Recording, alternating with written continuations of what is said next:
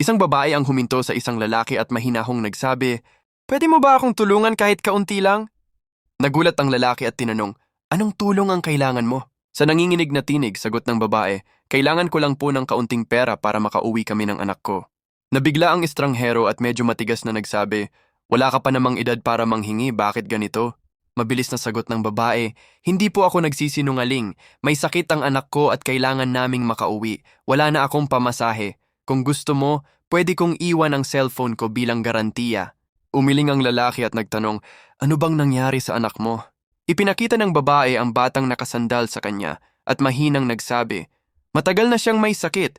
Galing pa kami sa probinsya para magpagamot dito sa syudad. Pero napakamahal ng gastos, higit pa sa kaya ko." Pinahid niya ang luha at nagpatuloy, "Akala ko simpleng lagnat lang pero hindi ito nawawala. Sa baryo namin, sinabi ng health center na dalhin ko siya sa lungsod. Nag-ipon ako ng lakas ng loob at dinala siya rito. Pero sabi ng doktor, kailangan niya ng matagal at mahal na gamutan." Kita sa mukha ng estranghero ang lungkot at awa. Niyakap ng ina ang anak at mahigpit na bumulong, "Anak, hindi kita pababayaan. Ibebenta ko lahat kung kinakailangan. Hindi ko hahayaang magdusa ka." Mabigat ang loob ng lalaki at nagtanong, "Wala bang tulong mula sa ama niya?" Mapait ang ngiti ng babae, "Kung nagmamalasakit siya, hindi niya kami pababayaan. Ilang araw ko na siyang tinatawagan, wala kahit isang sagot. Pero kahit ganon, hindi ako susuko. Anak ko ito, buhay ko siya." Tahimik na naglabas ng makapal na sobre ang lalaki at iniabot sa babae. Gulat na gulat ito at nanginginig, "Kuya, sandali lang.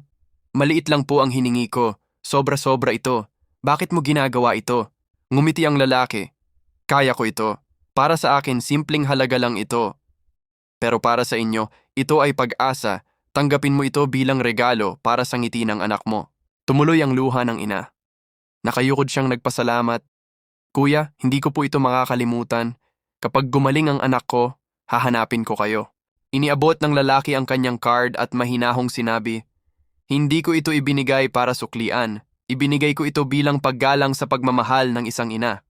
Ituon mo ang lahat sa paggaling ng anak mo." Mahinang bulong ng bata, "Salamat po, kuya. Kapag gumaling ako, mag-aaral ako, maglalaro ulit ako at bibisitahin kita." Ngumiti ang lalaki, "Siyempre anak, yun lang ang hiling ko, na lagi kang masaya." Muling nagpasalamat ang ina habang patuloy ang pagtulo ng kanyang luha ng pasasalamat. Minsan ang pinakamaliit na kabutihan para sa atin ay maaring maging malaking pag-asa para sa iba. Kaibigan, anong masasabi mo? Mag-iwan ng komento sa ibaba at huwag kalimutang mag-like and share. Salamat sa panonood.